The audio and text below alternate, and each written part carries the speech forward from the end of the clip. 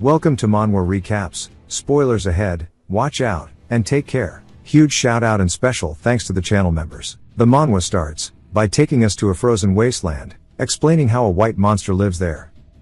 And it's a white serpent that devours glaciers. There's also a gray bear that causes earthquakes, and a vile rat that pollutes the seas.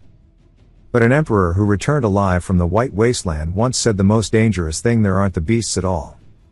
We're taken deeper into the white wasteland. We see a barbarian woman stomping on a bug, creating a giant explosion. A barbarian man grips onto another bug and rips it apart with his bare hands. As another man is slowly walking forward, the bugs are terrified of just his presence, and it's understandable why, as we see him effortlessly cut them into pieces. He looks at the other guy who ripped the bug apart and says only a barbarian would proudly wear their ignorance like that. And he asks how much longer he needs to hang around these ignorant brutes. The woman asks what he means by ignorant and if it's something they can eat. He sighs, saying never mind. As they start eating the bugs they just killed, the guy says he told them specifically not to eat that because it would kill them. They realize they made a mistake, and he starts glaring at them. He says it's been less than a week, and they already ate it all. The woman goes to explain it and says that it was the most noble challenge. The guy asks why she's so proud of it, before Baldy understands that what they ate was actually poisonous, and he begins foaming out of the mouth. We learn that Baldy's name is Greta. And the girl is surprised after seeing him fall over, and she tells him to get a hold of himself. The smart one watches, and as soon as she starts slapping the hell out of Greta to wake him up, he turns away and looks into the snow, saying this is not what he wants at all. In a world of fantasy and a world of wonder and magic, he quit his job and set off on a journey. He climbed the tallest mountain on Earth and reached the very center of the planet. He even made it to the southernmost point of the globe, but of course nothing happened. Reality was the furthest thing from fantasy. Every night he prayed that when he woke up he would be in the middle of a dream, and one day that prayer came true. It jumps to elsewhere, as we see a carriage being taken through the snow, and one of the dudes is complaining, and his boss tells him to wrap up tighter unless he wants to freeze to death. The mercenaries say that even if the rewards are great, this is plain foolish, since he says that crossing the white wasteland means that he has to be insane. His captain tells him to be quiet since they all agreed to this. They say they did, but they didn't think it would be like this. Inside of the wagon, we see a butler clicking his tongue. He then clears his throat, asking the lady inside the carriage if she's fine. She smiles, saying that she is.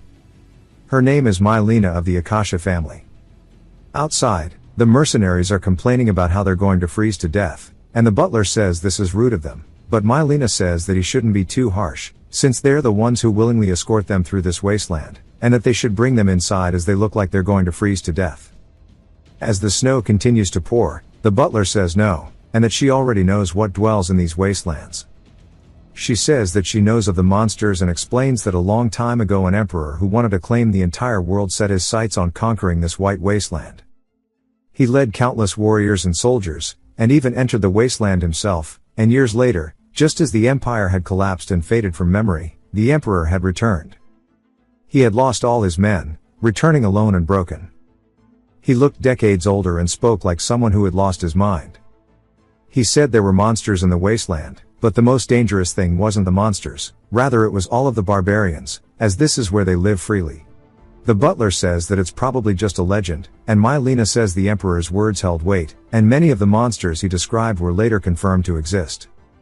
The butler laughs, saying there's never been a single sight of a barbarian. Mylena says that is true, as there are countless tales being told about the barbarians, but not a single sighting. The captain tells everybody to stop, as there's something out there. One of the other mercenaries asks what it is, and when he opens his eyes, all they see is a shadow because they can't see clearly. The captain then gets a better look at what it is, saying that he's got good news and bad news. His men tell him to spit it out, and he says the good news is that it's small. The bad news is that it's coming directly towards them. Everybody looks to be on edge, as the captain reaches for his sword in a panic. They realize that it's actually a human.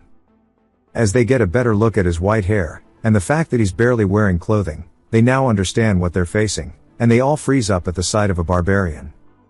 The man glances toward them, and he says that he came out for a stroll because he was sick of looking at other barbarians, and yet he found outsiders in the snow, and that sure is lucky. The man smiles, saying that he did not expect to run into anyone out here. We finally learn that he is an Ashen barbarian named Kettle. He says it's nice to meet them. He looks around and asks if they're merchants.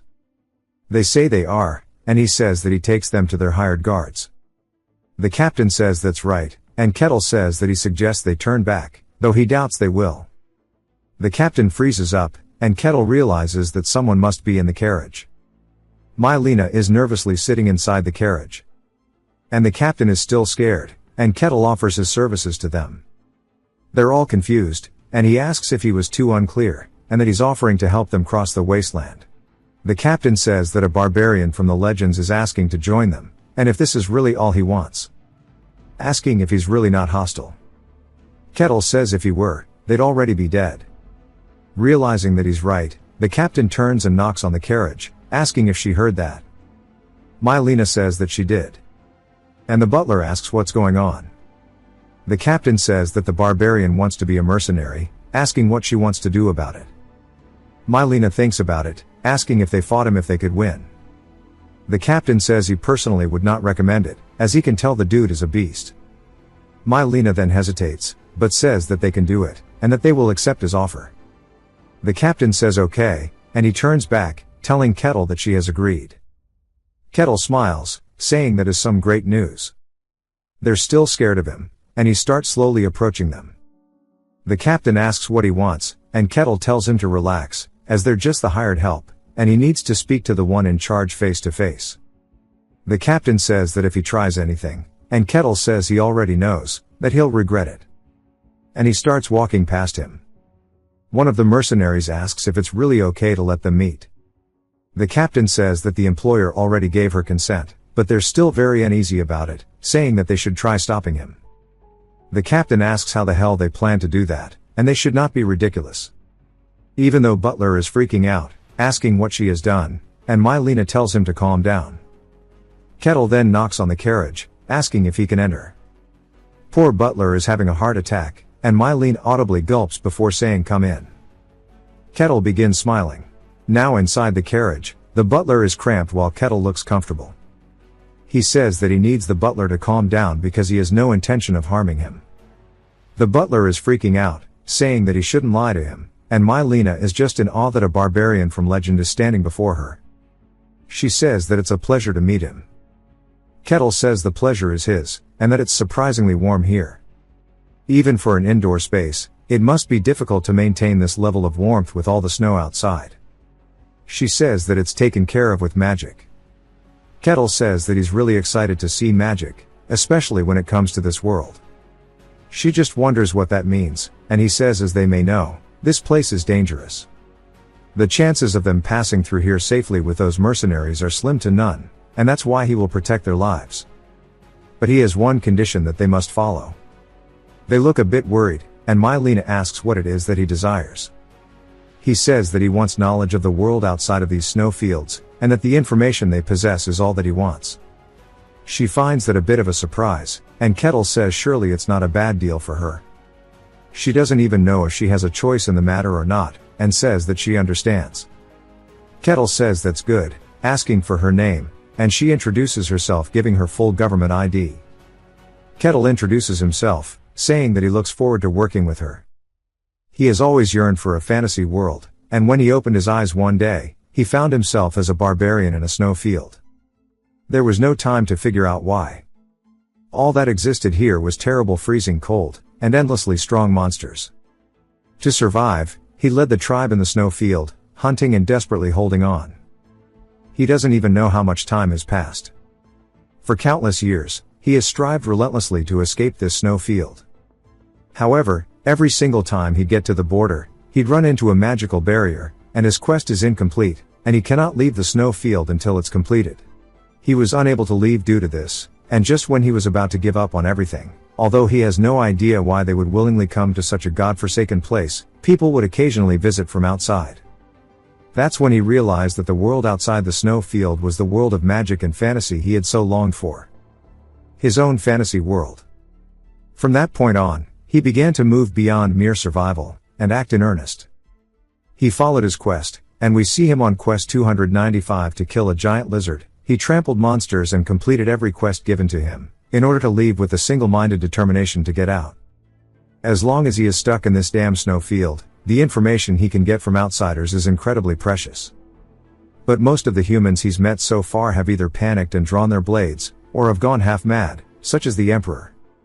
And this time, it seems like he can have a proper conversation, and he wonders how long has it been since he's had someone he can talk to like this, as he's been surrounded by nothing but ignorant barbarians. He listens to the rattling of the carriages, saying that it seems like she's transporting weapons. She's surprised, asking how he knew. He says he can hear the sharp clang of steel from the wagons, and there's no way he wouldn't be able to tell. He then asks if there's a war going on outside. She says there is. The Empire and the Kingdom are currently at war. Kettle says that the outside world isn't peaceful.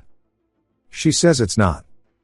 The massive Empire is pushing forward with overwhelming numbers and supplies, but the Kingdom is not easily pushed back. That's because the Swordsmaster and the hero are protecting the borders. Kettle's surprised there's both a hero and a Swordsmaster, asking which powers they wield. She then asks if he's perhaps unfamiliar with mysteries. Kettle says he's never once left the snowfields. She says that she doesn't actually know the details herself, but there exists a power in the world known as mystery. Only a very small number of people can sense or use it, and they are granted one of the 5 ranks of strength. First, the third rate. This refers to those who can sense the power. The second rate is people who can use the power. First are individuals who can manifest the power. Mystery is mana or aura. Typically, knights, mages, and spirit summoners belong to this. Beyond that, the ranks become meaningless, as they are individuals who have surpassed common comprehension. The transcendent are beings who can dominate and freely wield mystery, capable of splitting heaven and earth. The Swordsmaster belongs to this rank. The hero is in a league of his own. He is a monster who has gone beyond the domination of mystery to influence the world itself. The hero in and of itself is a legendary existence. In fact, the very act of having one's strength quantified and named is proof of that strength, and even a third rate is considered a powerful individual in a small domain. Kettle says he wants to meet them. She asks him to repeat. She just looks surprised by this. Kettle says he can't even remember how long he's been trapped here, and he was just desperate to survive. All he knows is that this is a snow field in the middle of a fantasy world, and he can't escape. And that he's always yearned to explore a fantasy world, and he really wants to get out of here. He smiles, saying that it's not a want, but a must. Mylena asks if he's a barbarian. He says it wouldn't be wrong to say that's the case, and judging by their reactions, they seem to be aware of the barbarian's existence. She says that's because of the legend. Kettle is surprised, asking about it, and she just finds it curious that he didn't know, even though he said that he's never gone out. She then tells him about the Emperor, and Kettle recalls it, saying that he thought he was just a madman. She asks what he means, and he says it was nothing, but her legends are probably correct, as he's met people like that before. He then comments on the number of wagons, saying that it seems she's transporting a rather large quantity of weapons, asking why they are passing through the snow field. She's surprised, and then tells him that they're in a bad spot, and that she needs a lot of money. He asks why, and she tells him that her family has been in commerce for generations. They accumulated a great deal of wealth, but due to the sabotage of those who were jealous, they had a crazy amount of debt. This journey is to prevent her family's downfall. Kettle says in that case, she must be planning to sell weapons to the kingdom that is the war of the Empire. She asks how he picked it up so fast, and he says that she already said that the Empire is pushing forward with overwhelming numbers. If that's the case, they wouldn't have any problem with weapons supply, and if not the Empire, then it must be the kingdom in need of weapons. He doesn't know the values of the outside world, but an amount like this must be worth quite a bit, worth risking their lives to cross the snow field as well. And seeing as how she's trying to cross it, there must be no other way to get to the kingdom, asking if their territory's border happens to touch the Empire's. She's just surprised that he picked all this up so fast, like he's a fantasy Sherlock Holmes. But tells him that's correct, and she heard that the barbarian of the legends was an ignorant savage, and she asks him who he is and if he is really a barbarian. The carriage then comes to a halt, which startles her, and even the butler asks what's going on. We hear a nasty screech outside. Kettle says it seems like they have some uninvited guests. Outside of the carriage, we see a giant monster that looks like it's melting. The captain is panicked, and so is Mylena, because it's called a black slime. Kettle asks if that's what it's called. She says yes, it's a monster documented in the records. He asks what records she's talking about, and she says that many powerful warriors have attempted to conquer the white snow field, and few of them returned alive. Those who did wrote down what they saw in books, and among those monsters, black slime is the most frequently recorded, asking Kettle if he also knows about them. He says of course, they're chewy and actually pretty good. So he eats them as snacks. She looks disgusted, asking if he really eats them. He asks if she wants to try one, saying that she should go catch it. She says hell no, and the entire carriage starts rattling, because outside the monster is screeching, going straight towards them. The captain is panicked, and Mylena asks Kettle to do something. He just sits there, and she asks him what he's doing. He says that he made a contract with her. He said he would protect their lives, so he has no intention of moving unless there's real danger. She asks what he means, and he says that they can handle that themselves. The black slime starts going towards them, and the captain tells his men to put up a shield. They do so, as we see him getting pushed back into the snow. He then gets yeeted. The other mercenary goes in screaming with his axe ready for an attack, but he as well gets sent flying backwards into one of the carriages. He drops his axe, asking what the hell is going on. Then it goes for the captain, and he warns them all that it only moves in straight lines, so they should scatter and coordinate. The other mercenaries say yes, as they ready themselves, and one of them starts going for an attack on its side. He swings, and the black slime turns towards him. As he cuts through its face, it begins to scream, shooting out purple goo. He then raises his spear and throws it forward, and it pierces straight through the head of the black slime. Now that they see their attacks are working, the captain gains confidence, telling them all to keep attacking, and he runs through with his sword imbued with a green aura and slices through it. He says simple attacks won't work, and they need to aim for the core hidden inside. As they all work together to deal with it, the captain raises his sword and pierces down with a final blow, shattering the core. The black slime is now defeated. The mercenaries, surprised they have won, start chanting, saying they finally did it. Mylena as well is just excited, saying that they actually did it. Kettle just looks disappointed.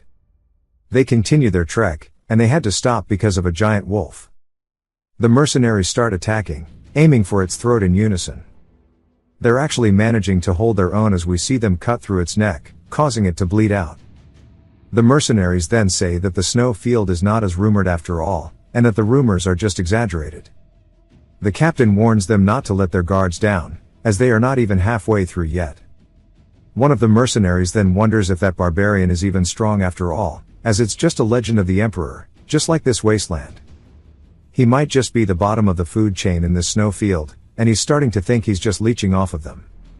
At the very least, they should test his skills.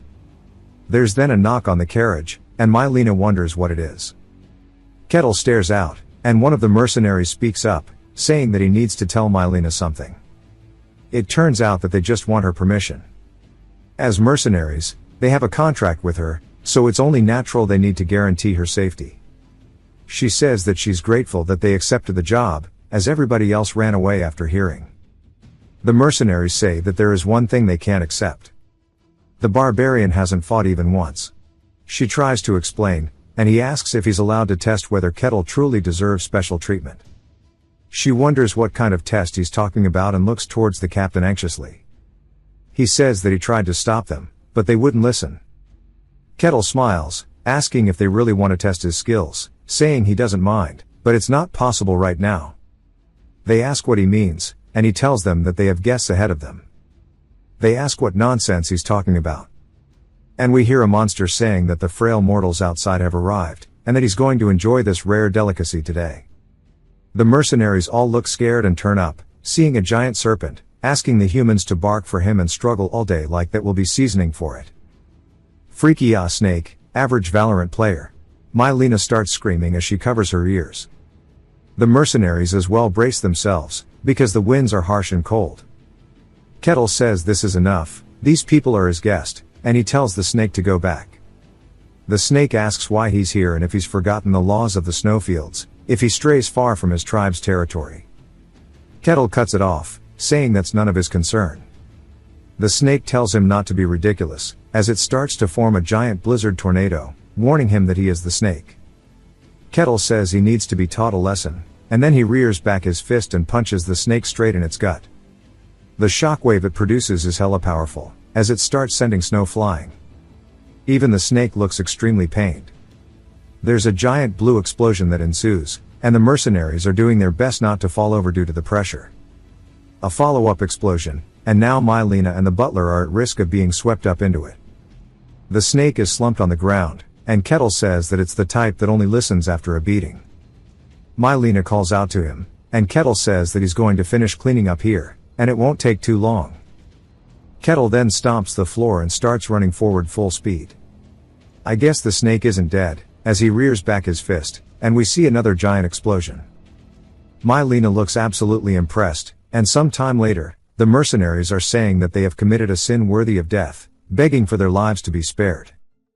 Kettle says it's only natural not to trust a stranger so easily, and he understands. They continue their trek, and outside the butler is low-key freezing to death. Kettle looks at him and tells Mylena there is something he is curious about. She asks what it is, and he says judging by her attire and her speech, she doesn't belong to a mere agent for her family. So why is she personally embarking on such a life-threatening journey? She says that he is very sharp, and that she is the first daughter of Lady Belyaka, the concubine of Lord Kaisak Akasha. Kettle asks if that means her mother is the second wife. She says yes, she came through a political marriage only to be used and abandoned. She is a pitiful mother, unable to secure any real power. That she and her mother are family in name only. In reality, they are nothing to the Akashas and are treated like servants. She realizes that she has been oversharing due to Kettle's silence, and tells him that she volunteered for this trade mission. She is surprised and says that even though it is a life-threatening journey, because someone has to set an example, she decided to do it. Kettle says she is very intelligent, she has great ambition, but that greed is good. She is just surprised and goes to say something, and we hear people outside screaming out of excitement. They both turn, and we see her eyes light up. The captain says they have arrived, as they see grass, meaning they have made it through the snowfields. They thank Kettle, and he asks how they will manage the return trip. She says that by then she could simply pass through the Empire. He says that makes sense, as she will have sold the weapons, and she will be empty-handed, so crossing the borders won't be difficult. She then calls out to him, saying that before he said that she was intelligent and ambitious, asking what exactly he meant. He says exactly what it sounds like. While she is intelligent, at the same time, she is very ambitious. Her family was once highly renowned, but it is now teetering on the brink due to a lack of funds. So even though she is the daughter of a concubine, if she personally makes a move to carve out a path for survival while her family faces ruin, it is very obvious who her subjects will trust and follow. Her goal is to seize control of her family, asking if he is wrong with his assumption. Kettle says that was definitely a perfect answer, and she says that he's not wrong at all. Kettle says that he was right, and that the child of a concubine taking on a dangerous challenge to inherit the family name is a tale as old as time. But she thinks of him as super smart, and not like those fools who think they're clever, and the power he used to defeat the white snake without a scratch.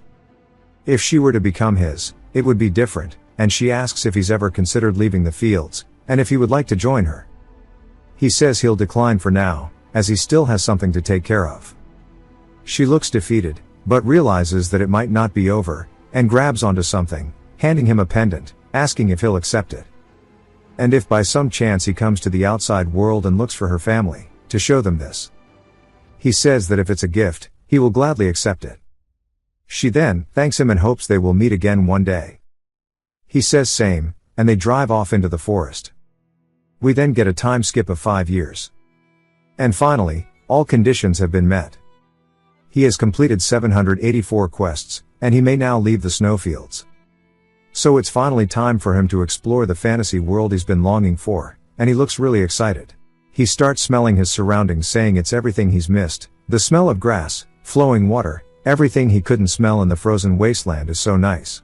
He turns back and yells at the wasteland, saying that he hopes he never has to go back. Kettle says that this is a place he dreamed of even in his sleep. A world of illusions and the unknown he thought he could never reach. Though his starting point went horribly wrong, he somehow survived, so he can enjoy the world full of magic, swords, dragons, and elves, and really embrace the fantasy itself.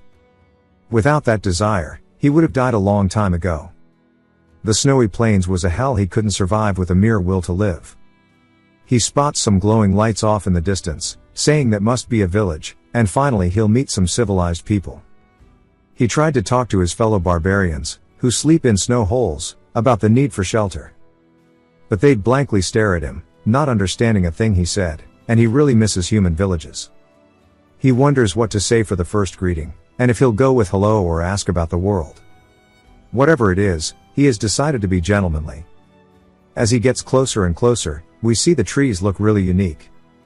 A man stretches out his hand, telling all the fellow elves that this will now be their home, and they look super excited about it. He tells everybody to unpack their things, but one of the other elves asks him a question. The elder asks what's wrong with him, and he asks if the place is really safe. Gandalf says that it is, and that this is an extremely remote area, and humans can't come here. He says that he knows that part as well, however the snowy plains are right nearby. Gandalf asks if he's really worried about the monsters from the plains, and the dude says that they are very close by. Gandalf tells him it's not a problem. For thousands of years, nothing has ever come out of the snowy plains. Besides, they've even placed a barrier just in case. It's a barrier that obscures presence and makes this place look like an ordinary forest. They barely managed to implement it after designing it for months using ancient elven magic. As long as this barrier exists, outsiders can never approach them, and even if the monsters of the snowy plains did, it wouldn't have mattered.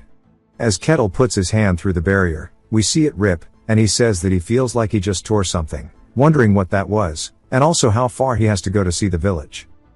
He then looks over, surprised, as he spots a little elf girl lost in the forest it seems. He says he can't believe it's an elf, and a real one at that. It's one of the most iconic races of any fantasy world. He didn't expect to meet one so soon, and this sure is lucky, and he's glad to be alive. The little girl though is scared, as she doesn't know where she is, and she might have wandered too far.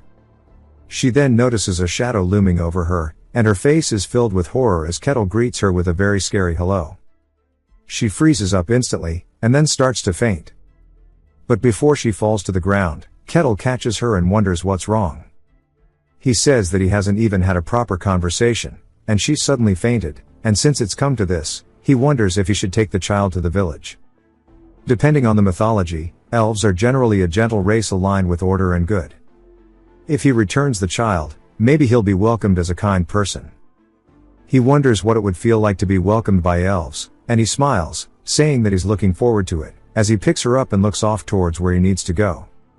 As he is, they're freaking out about how there's a human here, and one of the women is screaming about her child. They ask how the hell he got through the barrier, and Kettle says this is not going as planned. The kid's mother is just bawling, screaming, and Gandalf says there's no way, asking how a human can be here, and says that there should have been a barrier. They then warn him that there's been a crack in the barrier, and Gandalf freaks out, asking where the queen is. They say that she is currently away on a brief patrol of the area. Kettle tries to say that he's not their enemy, and they warn him that if he does not return the child, they'll chase him to death. Gandalf says that his location has been exposed. The barrier was made with ancient elven magic, and no mere trick could even let someone approach it. The fact it's broken must mean that humans came fully prepared, and he wonders for how long they have been tracking him. Kettle just wonders if he's registered, and says that he needs to clear the misunderstanding. He looks down, seeing the little girl shaking as tears fill up her eyes. She then opens them, surprised, as he puts her on the ground, telling her to return to her people. She looks back up towards him and sees the fact that Bro looks like a straight villain, and she gets scared before screaming and crying, running back to her mother. Kettle just wonders if his face is that scary. He says that he thought his face was pretty decent, but since he's returned the child, he tells them all that he's not their enemy. Gandalf says that the hostage has been relieved, and that everyone get ready to attack. As they draw back their bows, they shoot out magical arrows towards Kettle, and he wonders if they just can't hear him. Kettle says that elves are more savage than he imagined, and that elves are supposed to be a gentle people who love nature and seek peace, but these elves are violent and savage. Then he says that it makes sense, as they live in the wild, and nature is a world where only the strong survive, which is far from peaceful. It's only natural that they'd be ferocious, and that this is what it must really be like. As the arrows are bouncing off of him, they shoot out another barrage. They wonder what kind of artifact he's wrapped in, as it has to have a limit, saying that they need to keep attacking. Kettle raises both hands and says they need to be calm, as he claps, sending out a giant shockwave, shattering what I assume is the sound barrier, as it shoots out a massive explosion. The elves are almost sent flying backwards, and they say they need to deploy their barrier. It turns out they are actually sent flying backwards, as they are flung straight into the air, and that this shockwave isn't just seen within their barrier, it actually shatters it and spreads out throughout the entire forest. Gandalf begins shaking, asking what the hell this is, and Kettle warns him that he is not their enemy. He then realizes he forgot to control his strength. He calls out to the elves, as a fire arrow in the shape of a bird flies in. He looks up towards it, and there's a giant explosion. Gandalf and the other villager are surprised when we see a woman appear, standing on some rocks nearby, and that this is their queen. While she's looking down at Kettle, we learn that she is the hero of Epie and the queen of the Leaf clan named Marsilia Hussein Karuja. She asks what's going on here. Gandalf says that a human attacked them. Marsilia says that she sees, and that this means this place isn't safe either. Kettle starts brushing away the smoke from the attack, telling her to wait, and that he'd appreciate it if she just listened to what he has to say. Marsilia is just surprised that he's unscathed, and even Gandalf is asking how he's okay after taking a direct hit from her. She says that she can't believe a powerhouse like him is targeting them, and then she starts to look at him with eyes full of disgust, saying that she hates humans.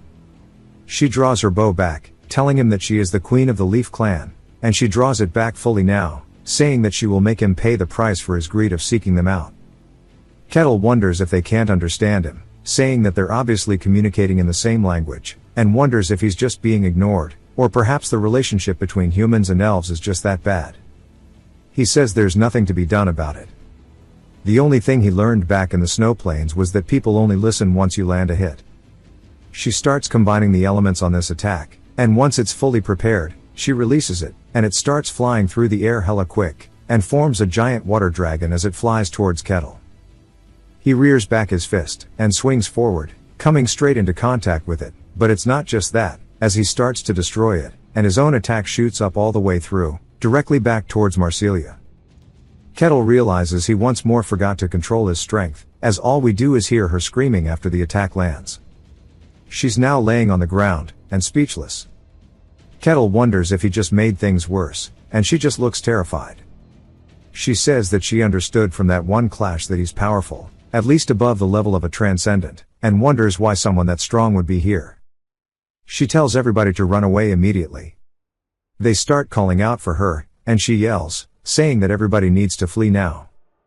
They listen to their queen and run. She then tells Kettle that she acknowledges his strength, but he will never accomplish his goal here.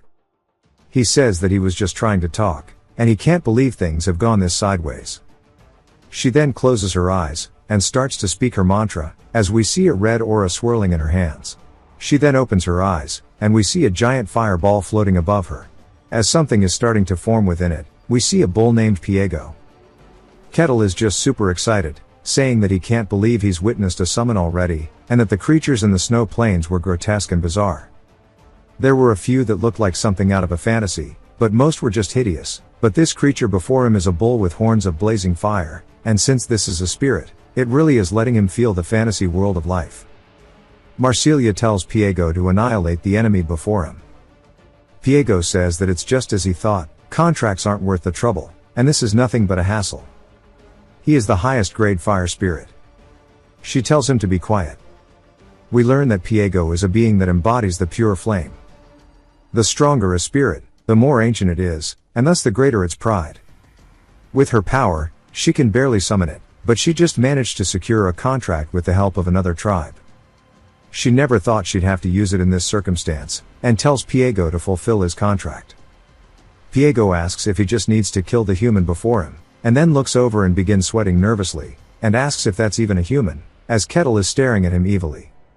Kettle still just pogging out of his gourd, asking if this is real. They continue as Marsilia says that the human has intruded upon their lands. Piego says that he's decided, and he'll reduce him to ash and leave nothing behind. Kettle just wonders what he did wrong. As Piego's flames start to roar, he swipes his hooves, readying a charge, as he's full force charging at Kettle. Kettle stares at him, and all we see is the explosion from the charge. Marcelia has to brace herself from the shockwave, and when she looks over she's surprised, as Kettle's hands are on Piego's horns. He has stopped him with a single hand. Even Piego is confused. Then Kettle smiles, saying that this puts him at ease since it's a beastly form. He rears back his fist, saying that it's going to make it easier to beat him to death. Marcelia realizes she's made a grave mistake, as Kettle hits Piego straight in the forehead, shattering the ground beneath the two of them. The attack passes all the way through Piego and shatters the entire landscape behind them. It's the equivalent of a damn atom bomb being released in a fantasy world. Holy shit, he's so strong. It starts sending debris through the forest, and Marcelia braces herself while screaming. As Kettle's fist continues forward, Marcelia drops to her knees, asking what the hell this is. With Piego no longer being there, she says this can't be real. Kettle slowly walks over towards her, and she begs for his mercy, if not for her, then at least for her kin. Kettle says that he is not her enemy. She finally understands him, and she's surprised, asking what he means. After a long conversation, they finally came to an understanding that he was truly not their enemy. Marcelia apologizes, saying that she judged too hastily. They mistook him as an enemy who took their child hostage, and they committed a grave insult. Her conscience is now feeling heavy. Kettle says it's fine, as they said they were driven here by humans, so he understands. It's a little sad that they never gave him a chance to explain. She asks if he's really not one of the humans chasing them, and he says this is his first time even seeing an elf, and there aren't any in the White Wasteland to begin with. She then realizes where he's from, and asks if he's an Ashen barbarian. He says that's what the outsiders call him, and she says that's impossible, as humans aren't meant to survive there, and if he comes from the wasteland then maybe that means others could come out of it too. He says he's not too sure, but he doubts anyone else would. There are strict rules in the wasteland, even powerful beings like serpents cannot defy them. For some reason he was able to bypass them in the form of a quest, but that's probably a very rare exception. She says it's a relief, and he asks if her summon's okay, as he did split that bull in half after all. She says that he shouldn't worry, as spirits are beings of nature, who, when forcibly unsummoned, return to the spirit realm. She then stands up, saying that she's been rather rude, and asks if there's anything he'd like, and if he wishes it, she'll do whatever she can. He says he's curious about her spirit, and asks if beings other than elves can make contracts with them. She says that's probably not going to be possible. Of course, among humans, those with a deep affinity to nature can sometimes form contracts. Kettle asks if it's impossible, and she thinks about it, saying that if he truly wants one, to go to Elfo Sagrado. He asks what that is, and she says that it's where the god of the elves resides, the holy land of all elves, and there it might be possible. Kettle gets excited, asking if a human like him would even be allowed in, and she says normally no, but with her introduction it should be possible, and she'll tell him where, but he must keep it to himself. She says that Elfo Sagrado is the dream destination of every elf researcher, but for elves, letting a human near that place is incredibly dangerous. To protect a place more precious than life itself, no elf would ever reveal its location, but she truly wants to believe in Kettle, and as a token of her apology she hands him this thing, and he takes it, thanking her. She says that if he gets close, their god may test him, but she thinks he'll pass and wishes him luck. She then introduces herself once more as the queen of the Leaf tribe, asking what his name is. Kettle tells her he doesn't have a fancy title like her, as he's just a barbarian. Sometime later, we see him stomping the floor as he's running forward at full speed directly towards where she had guided him to.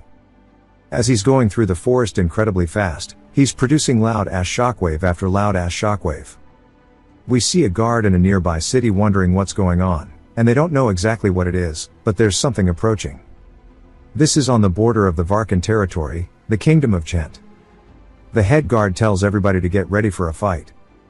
As the sound starts getting closer and closer from the forest, Kettle then starts walking very slowly forward, and the head guard is surprised and looks horrified. Kettle asks if they are guards, saying it's nice to meet them. They just stare at him awkwardly and wonder if the loud sound or smell was him. They say based on his ash-gray hair and the scar on his chest, he might be the Ashen Barbarian. Turns out the rumors about barbarians are all about him, and the translation earlier made it hard to understand. He walks forward, and they tell him to stop. As if he comes any closer, they will attack. Kettle says he would prefer if they were calm, as he is not their enemy. The guards ask what he seeks from them. Kettle raises his hand and points forward. They turn to see what he is pointing at, asking if he means the wall. He says he would just like to visit their territory. They stare at him blankly, and it jumps to Kettle being asked by the captain if he just wants to visit the territory and pass through it. Kettle says if possible he would like to stay for a while, but he's not sure how long. The captain asks what his name is, and Kettle tells him. He asks if he is someone who can verify his identity, or any form of ID. Kettle says he doesn't, and then he thinks about it, recalling what Mylena said. He grabs the emulant and pulls it out, asking if this is enough to verify. He asks what that is, and Kettle tells him that it's the crest of House Akasha, and he received it from someone of the bloodline. The guard captain says that if it's the Akasha family, then they must be the merchant family from the Danian kingdom. Kettle asks if he knows them, and the guy says it's a house that has been gaining prominence lately. Their powers have grown rapidly since a new head took over a few years ago. Kettle asks if it can be used to verify his identity. He says yes. The guard captain says that it doesn't look fake, but it's hard to confirm. Kettle asks if it's not from this kingdom, and the guard captain says no, this is from the kingdom of Gehenna, and it can't be confirmed, but it is helpful, and he may enter, but there's a condition. Kettle asks what it is. The guard captain says they need confirmation that he's not a threat. Turns out they're just asking him to form a party, as there are 3 others trying to enter the territory. The condition is to clear a dungeon near the domain with those whose identities are unclear. Kettle says the conditions are easier than he expected, and that he accepts it. The guard captain tells him there's one more condition. After clearing the dungeon, he must report everything that happened inside. Kettle now understands that those with unclear statuses are meant to observe one another, and in the process they identify any suspicious ones. He thinks it's pretty clever. The guard captain says that it's not exactly like that, asking if he's really a barbarian. Kettle says he is, and he as well is one of those people who has the misconception that all barbarians are just brain damaged. The guard captain tells him that he's the first barbarian to enter the domain, and that they can end the talk here and get going. We see an old guy sighing, saying that even if it's the law, going into a dungeon with rats that go after people's pouches sure is tragic. He's a self-proclaimed paladin named Alessandro Tyrannus.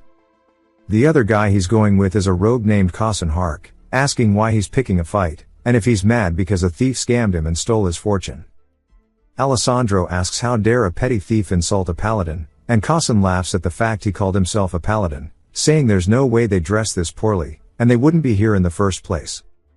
He's just a wandering warrior who calls himself such, and he's a bottom feeder just like him. Cossin says that his surname of Tyrannus sure is dumb as hell.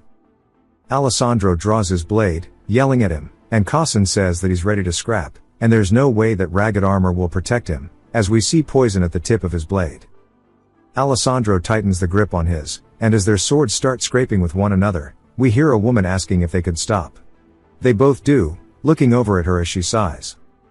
She says that she can't believe that she has to raid a dungeon with them, wondering if this will be okay. She is a cleric of Calicia, named Hayes. She says that the minimum number for a dungeon is 4, and that one more should be coming, as we see them all waiting. She just can't help but feel anxious about it. The door then opens, as the guard captain says the last person has arrived. Cossin says that he hopes this one is sane, and the guard captain says he can see for himself. Kettle slowly walks forward and has to lower his head even into the room. When he does, they all look surprised, and Kettle smiles asking if there is new party members. They are all scared and say that he's huge, and they start wondering if he's really a human. Cossin's just freaking out because of the pressure he's releasing, and Kettle says it's nice to meet them. The guard captain tells them to talk among themselves, as he will return shortly. Kettle says they can start with introductions. He tells them he's a barbarian and asks about Cossin, who tells him that he's a thief. Alessandro introduces himself, and Kettle asks if paladins use holy power. He says normally yes, but he's a rather special paladin, so he can't. Kettle says he sees, and Hayes says that she serves the god of lies and deceit, and that she's a cleric of Cilicia. Kettle says it's nice to meet her, and asks if her identity is really that uncertain even as a cleric. She says that the god she serves is the god of lies and deceit after all, and he's not well regarded. Kettle says he sees. Sometime later, the guard captain enters the room again, saying that if they're all ready, they can head out. Kettle looks ready to go, but everybody else seems a little bit anxious about this. Sometime later, the guard captain tells them they've arrived, and Kettle's surprised, as he's about to do his first ever dungeon in a fantasy world. The guard captain tells them that it's a 3-floor dungeon, and the monsters are undead, and that all they have to do is clear the dungeon and return with proof. Kettle says they can start the raid, asking Cossin for the plan. Cossin calls him sir, and he says he can just drop the sir since they're a team, and he laughs awkwardly. He then clears his throat, saying that Kettle and Alessandro will take the front lines, and he'll check for traps, and that Hayes will support the fight from the rear with her various abilities. Kettle says he understands, and it's pretty simple. Cossin once more laughs awkwardly, and Kettle says they should head out then. As they start walking into the dungeon, we see them a little on edge, looking around. Hayes says that it's so dark she can't see anything. Cossin has the same feeling, as there are no traps or tricks so far, and it looks suspiciously normal. He then notices something, telling them to hold on, since there are monsters. Kettle says he doesn't see anything. Cossin asks if he sees the scattered bone fragments on the floor, as they are skeletons. If they get any closer, they'll rise and attack them. Cossin says that he thought the guard captain knew from the start, and this dungeon is not just for verifying their identities. From the beginning, it was just a tool to easily get rid of troublesome outsiders. Kettle says he's never fought a skeleton before, and Cossin says they're pretty strong, and they'll keep moving even if they're wounded, and since they're made of bone, their defense is a little sturdy, and the dungeon's difficulty is going to be higher than he thought. He tells Hayes to get her powers ready, and Alessandro to get his shield up, and Kettle to get ready too, as he's going to aim for an opening during the fight. A skeleton's body moves even when damaged, so he needs to aim for the neck, which is its weak spot. They're pretty tough, so he'll have to hit them multiple times. Kettle says he's a great leader, and he understands. Cossin says they can start, and Kettle slowly walks forward as the skeleton starts to get imbued with magic. Kettle is surprised, and it slowly starts to stand up, glaring at them. Alessandro looks on edge, while Hayes starts speaking enchantment table. Cossin starts to slip into the shadows, and Kettle rears his hand back, open-palmed, and when the skeleton charges in with an attack, Kettle swings forward, slapping the piss out of it, and wonders if it's really just this weak, as he's pulverized it into straight dust. Alessandro, Hayes, and Cossin are all just absolutely speechless, and Kettle laughs, saying that it's just as Cossin said, and that it stops moving once you take its head off. Cossin laughs awkwardly once more, saying that's not what he meant. Skeletons are creatures made of bone, and a skeleton's bones are extremely hard in comparison, as they're not like normal bones. Even for a skilled swordsman, it's pretty difficult for them to cut through it in a single strike, and it's nearly impossible without aura. Furthermore, this skeleton was strengthened by the dungeon's mana. The only way to defeat a skeleton is by repeatedly attacking its neck to sever the vertebrae. To go beyond simply severing the neck bones, and instead pulverize it, by all accounts would be impossible. He knew that Kettle was strong, but he never thought he'd be this strong, wondering if he's really a human. The entire thing is just a pile of dust now, and they're all still staring at him in disbelief. Kettle then turns, saying that they should keep going. They all say right away, and start running towards him, and he says there's no need to rush. Cossin says yes, and gives him a salute, and both Hayes and Alessandro just don't want to die. As they keep walking forward, Kettle notices something, as he sees a skeleton's head on the floor. Cossin asks why he's stopping, and we see tons of skeletons starting to form up from the ground. Hayes yells, and Cossin and Alessandro ready themselves for a brawl, but Kettle says he has a favor to ask. They all wonder what it is, and he says he wants to handle the skeletons by himself, as there's something he wants to test out. They tell him to do as he pleases, and Hayes agrees. Kettle thanks them, as he slowly walks forward towards one of the skeletons, picking up a sword. They wonder what he's planning to do, and Kettle says this is fascinating, wondering how the skeleton put itself together. It leaps towards him with its sword reared back, and swings, and Kettle catches it in between his fingers, and snaps the blade, asking what it's going to do about this. The skeleton then pulls its half-sword back, readying another attack, and leaps off the wall, going straight towards Kettle.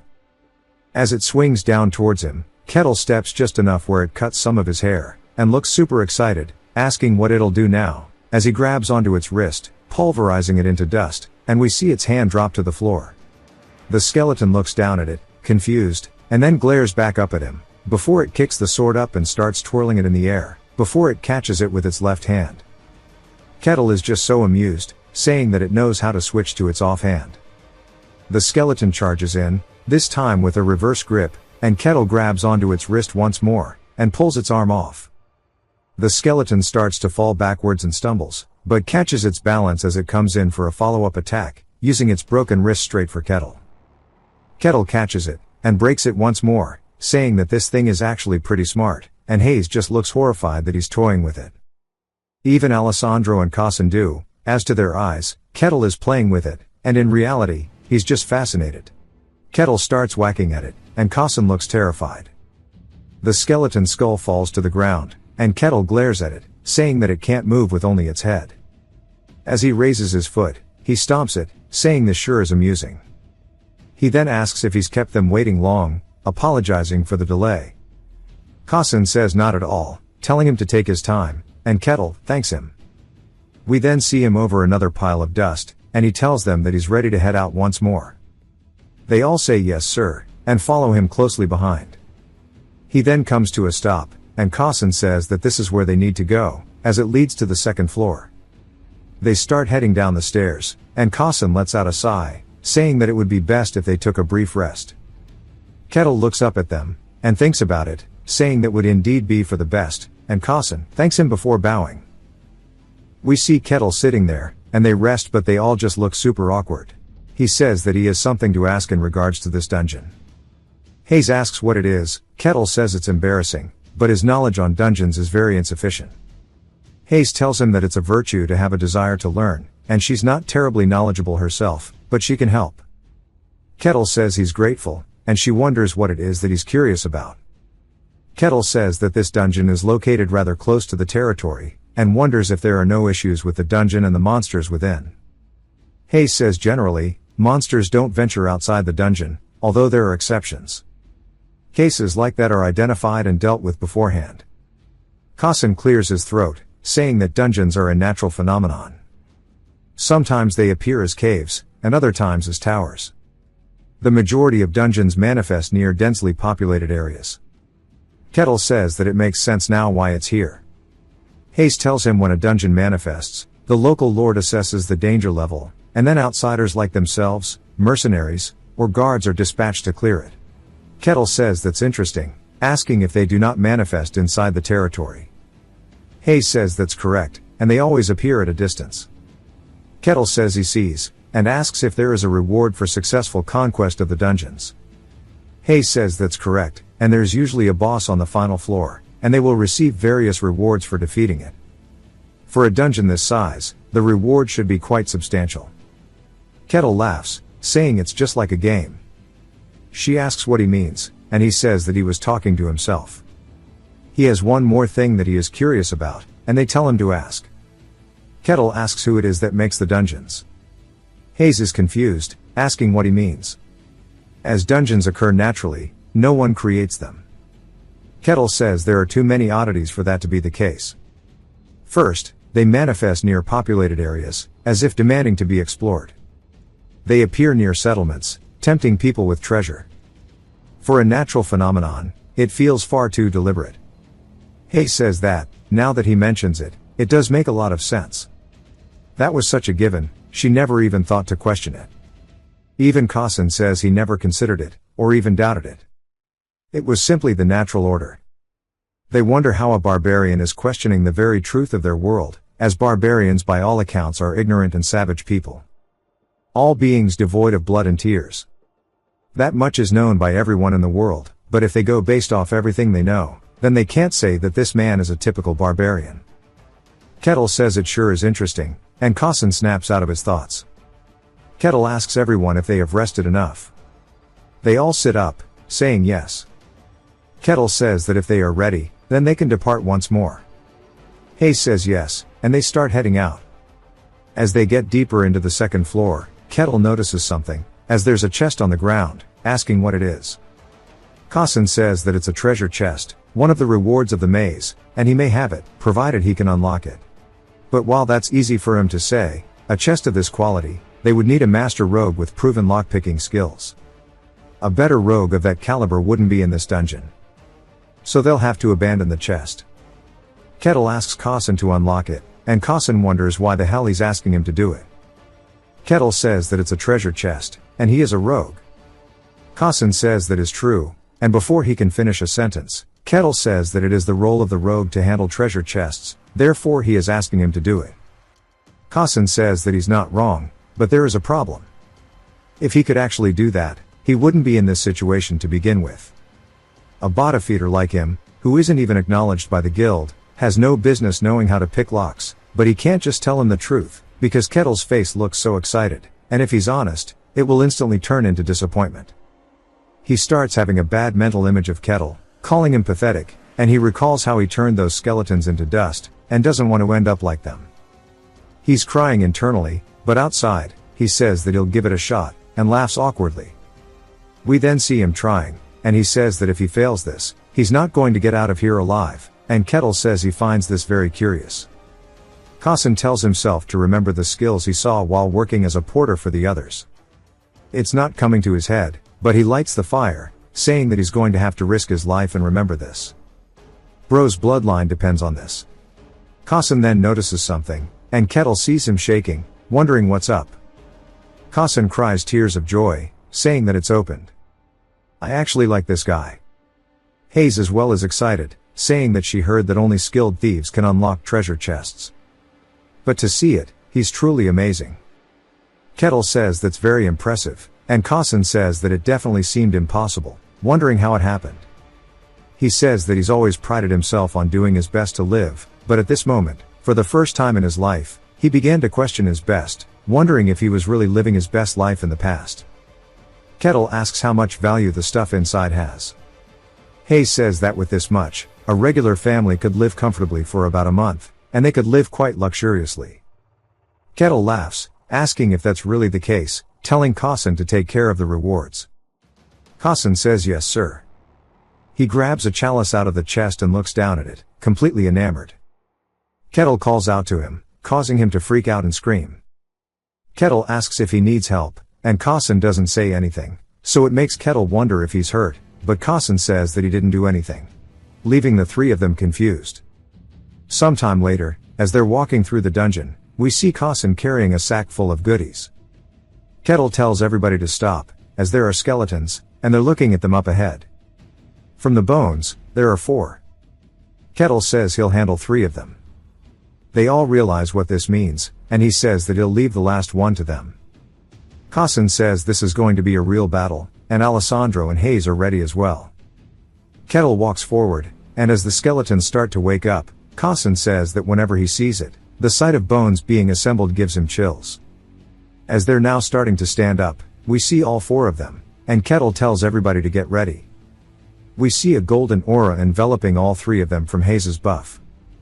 Kettle tells them to start the fight, and Cossin charges in. He swings at one of them, cutting its neck, but it wasn't enough, and then when the other skeletons go to surround him, Kettle grabs onto them, pulling 3 of them away like he said he would, saying that this is a rare spectacle, and they shouldn't interrupt, and he'll let them all handle it. The skeleton raises its sword, swaying down, at which Alessandro blocks. As it's busy grinding against his shield, Cossin leaps off the wall, coming in for an attack from behind and swings towards its back. Hayes takes this chance while it's distracted and uses a spell called the Shadow of Confusion, giving Alessandro a big buff as he's glowing very golden. He dashes forward, slicing through the skeleton's neck with his attack. The skeleton drops to its knees, but we see that its neck was only fractured. It then starts laughing, realizing it lived, and Kettle as well begins laughing, as we see he's already dealt with the other 3 skeletons, saying that it's really impressive to see a party's core skills in action firsthand, and that it's quite rare. He then crushes one of the skulls in his hand, saying that with the obstacles cleared, he wants to enjoy the show. Cossin goes in for a follow-up, and they all realize now that Kettle is doing this as a test for the three of them. The poor skeleton looks scared and a little confused as to why they're all looming over him, because the three of them realize if they show weakness, they'll die. At least they think Kettle will kill them for some reason. They all start whacking the shit out of it, and we see its skull on the ground. Alessandro falls to his knees, but so do the other two, as they seem exhausted. Kettle says there's no doubt the ones that came with Mylena must have been strong after all.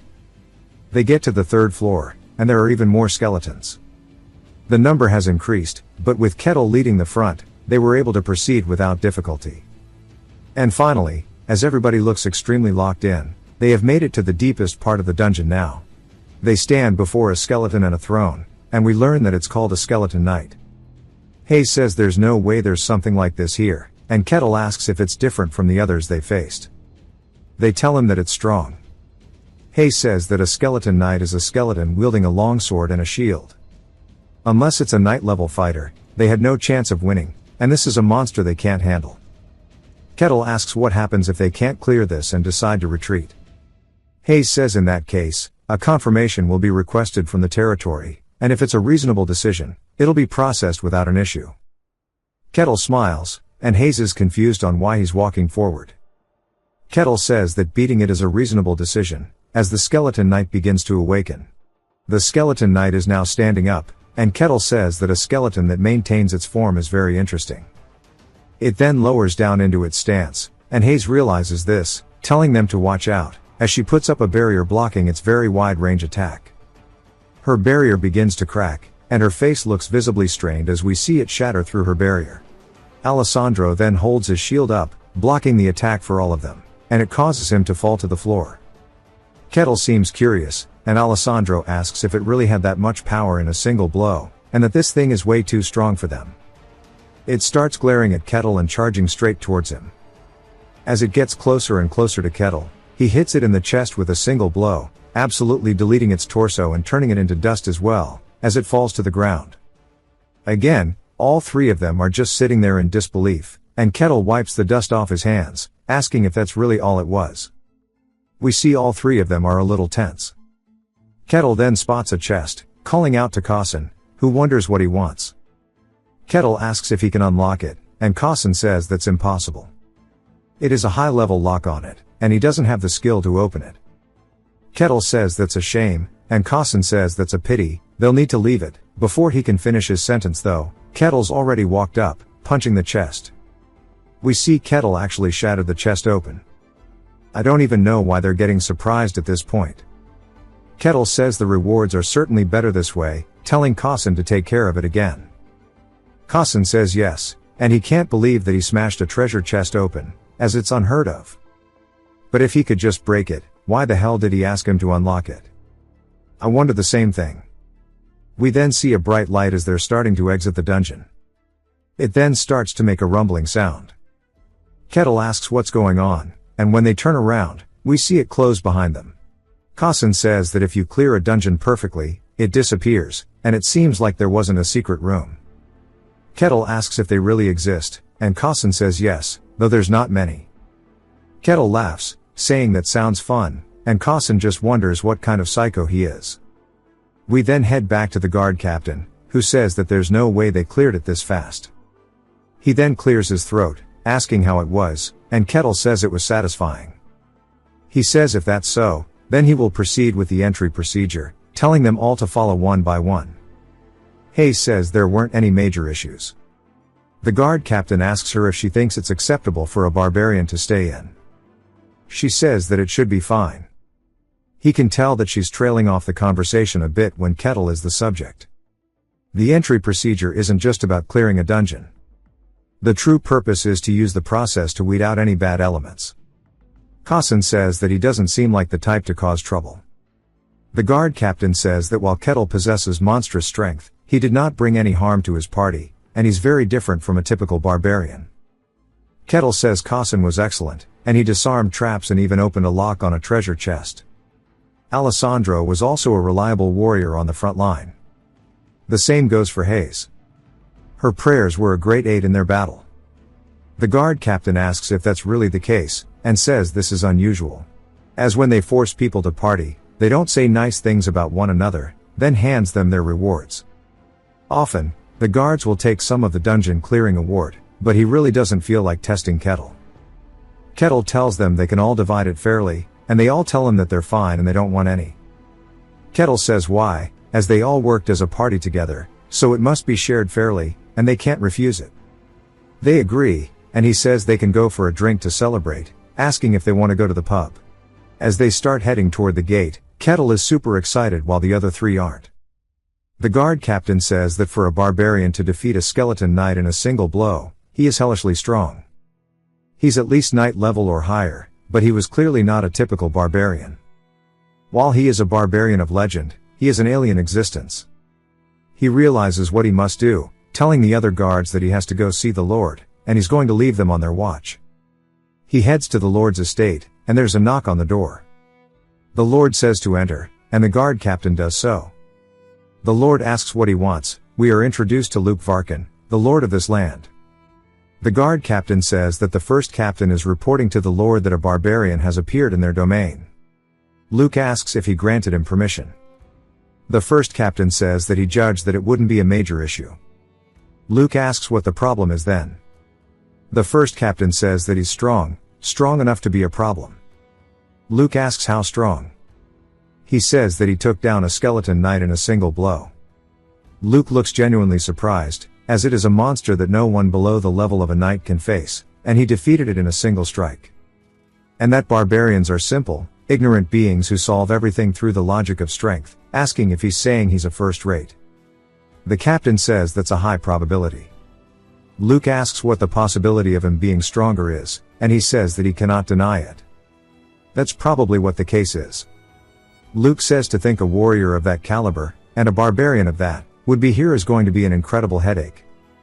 He tells the captain to summon him for now. The captain asks if he's sure that's wise.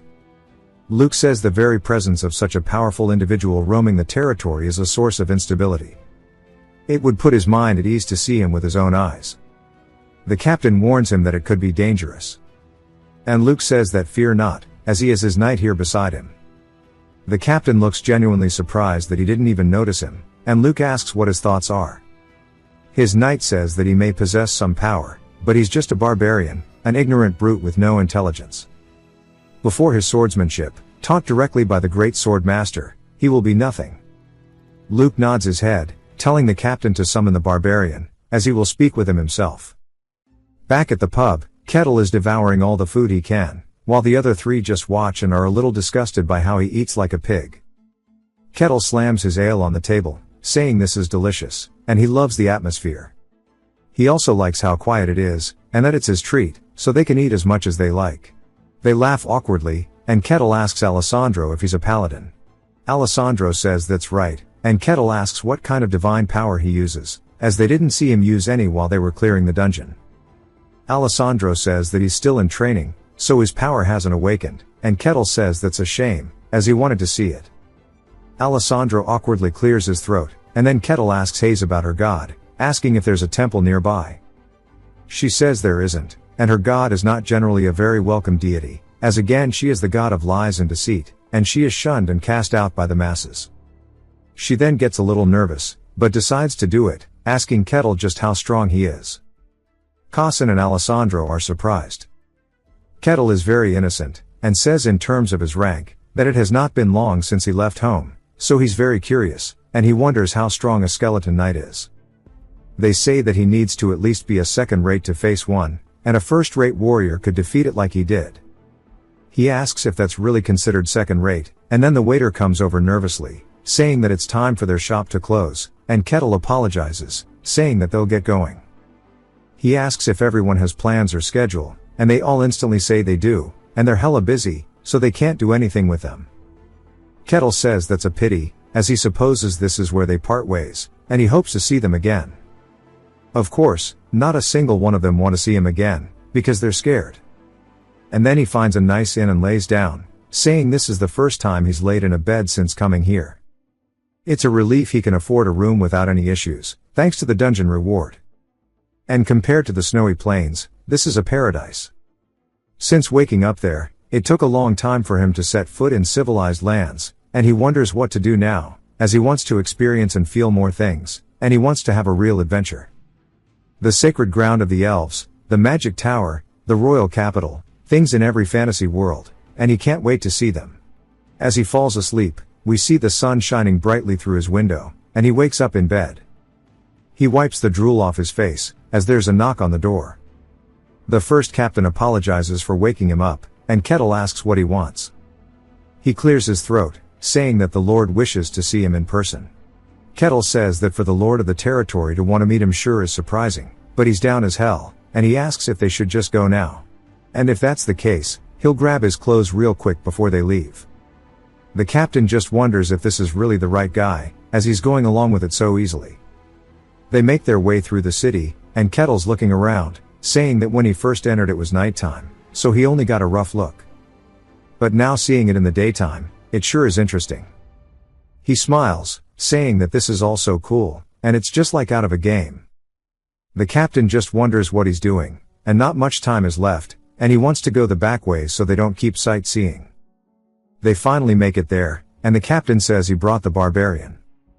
Luke tells them to enter, and the door opens, and Luke stretches his hand out, saying he's pleased to meet him, introducing himself as the Lord of the territory to Kettle.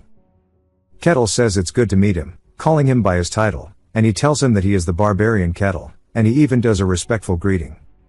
Luke is just surprised that the barbarian is bowing his head, which is odd because barbarians never bow their heads. To them, strength is everything, but he guesses that living long enough lets you see it all. He says that it seems he has learned some manners, telling him to have a seat. Kettle does so, opposite of him. Then he looks around the room and is absolutely impressed, saying that being inside of a lord's castle is sick, and that he's always loved castles. Then he spots the knight guarding the lord. He says he used to play night games a lot as a kid, and he never thought he'd see a real one, and it's just like he imagined. His eyes are full of curiosity. The knight glances over and feels killing intent instead of curiosity, and says this is unmistakable.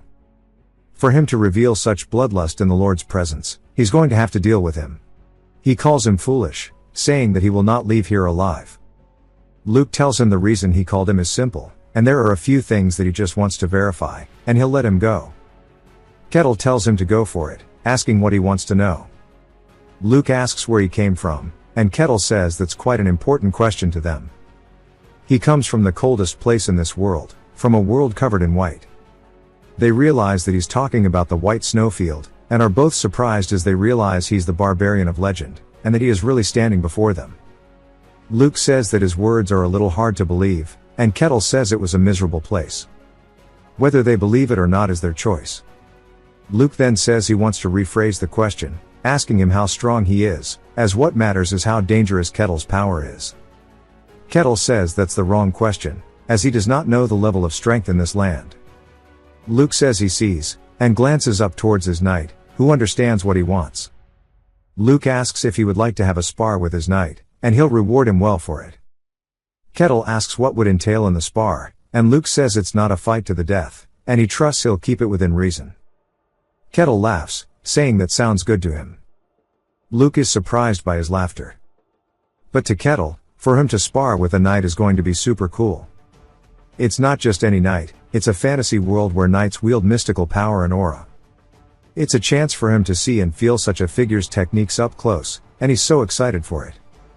Luke anxiously tightens the grip on his armrest, saying that a barbarian is a barbarian in the end of the day. No matter how polite they act, they can't hide their savage love of battle.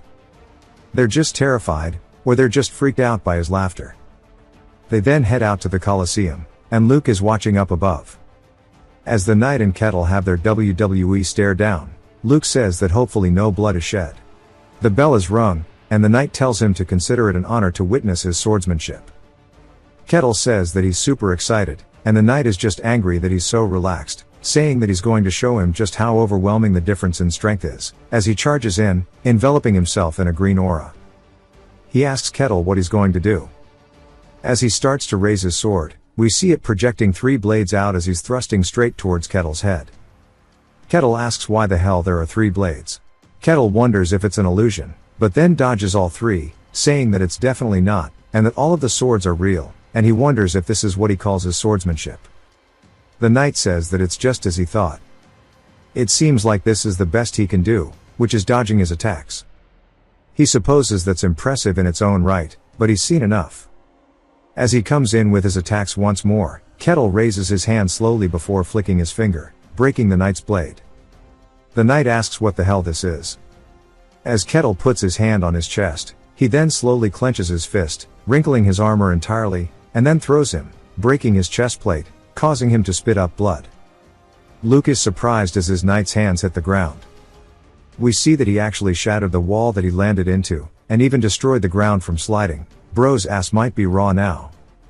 Luke says for him to defeat a top-tier knight in a single strike, he wonders what the hell kind of power he is dealing with. Kettle then turns, asking if this is it. Luke though is just uncertain of what to say, and starts freaking out internally. He clears his throat and is saying yes. For him to do this in a single strike, he is at least superhuman, but that's just the minimum. There's no telling the true depths of his power, and he could very well disrupt the balance of the world. In that case, he should report this to one of the few in this vast world who will hold the title of Swordmaster. He says that the Swordmaster should be arriving soon, and he wonders if this will pique his interest. I forgot to mention the Lord's back in his room by the way, and we hear the Swordmaster ask if he's talking about him. Luke turns, seeing his window open, and an old man in his room. Luke sighs, saying that his hobbies are as distasteful as ever. The Swordmaster says that he's got to have a little fun somehow, and asks if he's going to tell him about this matter that's supposed to interest him. This is the Swordmaster named Cain.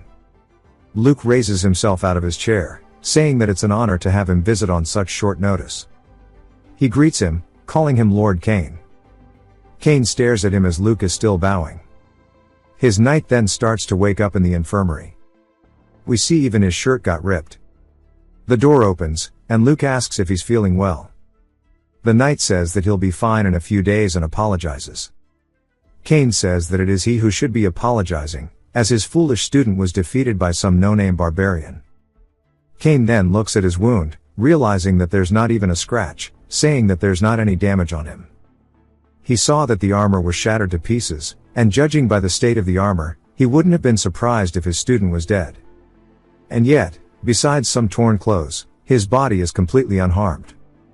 He wonders if the barbarian was showing him mercy.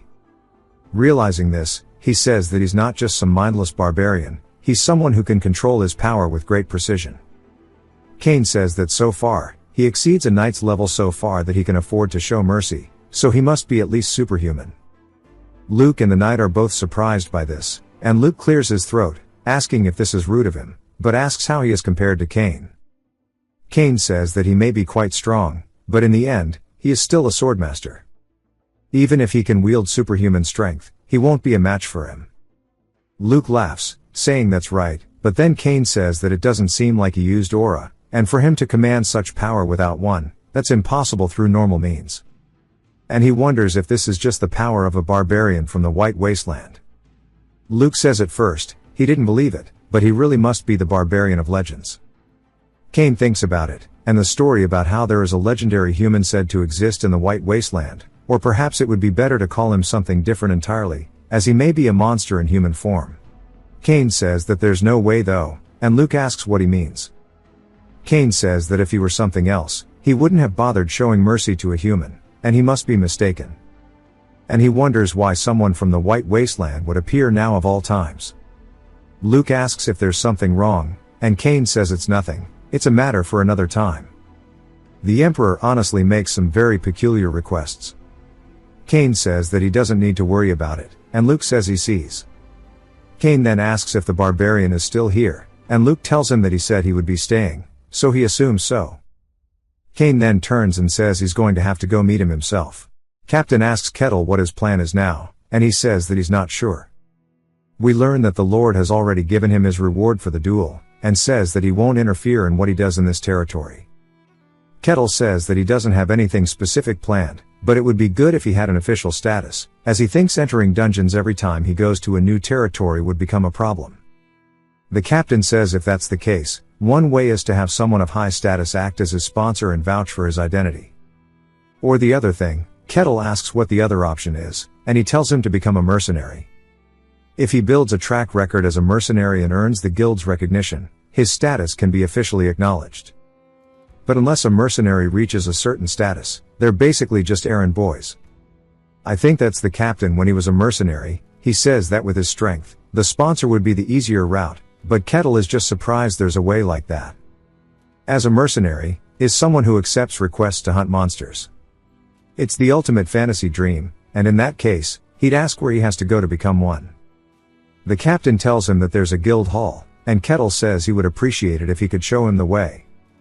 The knight captain is just curious as to why he wants to be a mercenary and says sure. Mercenaries are those who roam the world taking on requests. Some people see romance in their lives, but in reality, mercenaries without status belong to the very bottom of society.